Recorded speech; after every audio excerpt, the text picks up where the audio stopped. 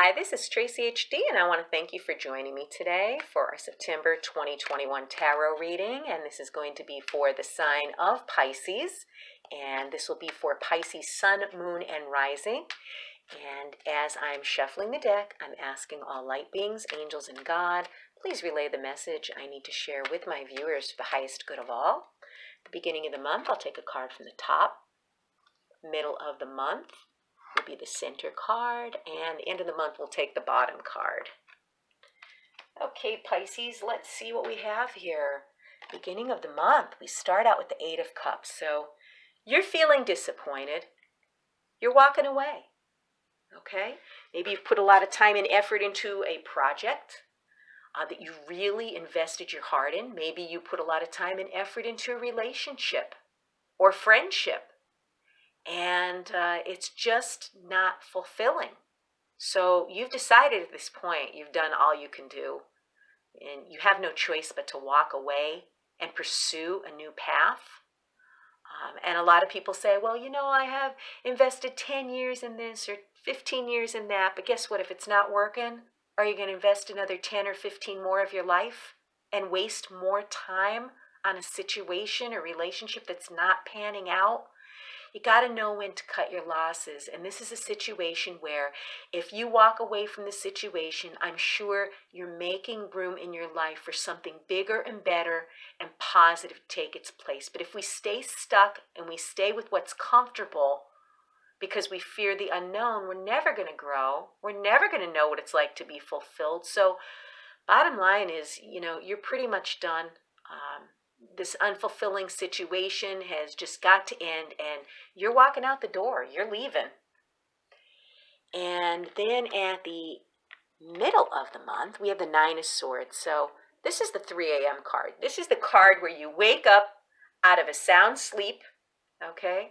And your mind just is going. And all it takes is one negative thought, and you're into a full-blown thought attack.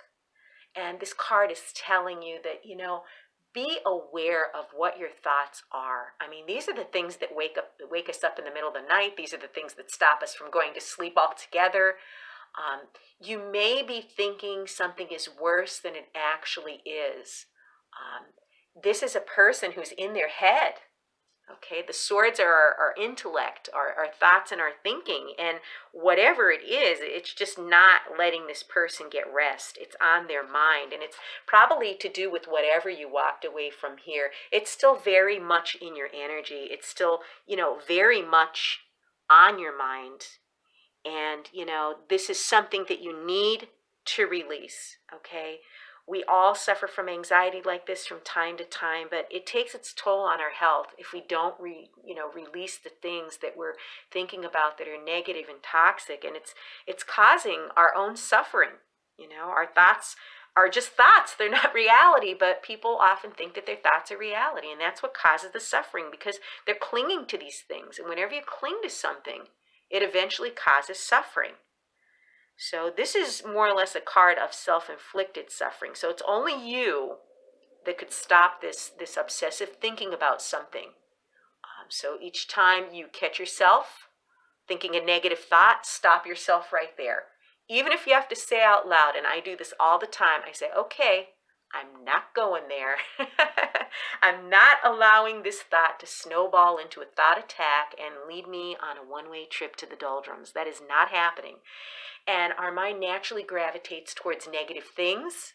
Okay, so it's going to take a lot of practice. You're going to stop yourself throughout the day, even into the evening, and even when you wake up in the middle of the night, you're going to stop yourself. You're going to catch yourself in these negative thoughts because half of the time we're thinking things are way worse than they actually are. And to me, worry is a waste of energy because it doesn't stop what's going to happen. Okay, it's a waste. And, then you get to worry again if something does happen. So you wore yourself out twice. So this is telling you to be aware of any anxiety that may take place in the middle of the month. And then at the end of the month, we have strength. So this ties in beautifully with this card here where you're walking away. The strength card is telling you at the end of the month, you may encounter a situation where you're going to need the strength to remain calm and composed. Someone may try to push your buttons. Maybe someone tries to make comments that are rude. Just walk away. Just walk away from it. Walking away shows more strength than standing there and arguing with someone and going back and forth, because usually when people want to trigger you or push your buttons, they want to pull you into their argument, into their drama. And the stronger person knows enough not to do that. So at the end of the month, the Strength card is telling you that there's going to be a situation, or it might be something carrying over from the beginning of the month, that is going to take your strength. So be patient and diplomatic. Don't allow yourself to get dragged into anything that's going to exhaust you. I mean, you have the inner strength, you have the self-control. All you need to do is to be, mindful of that.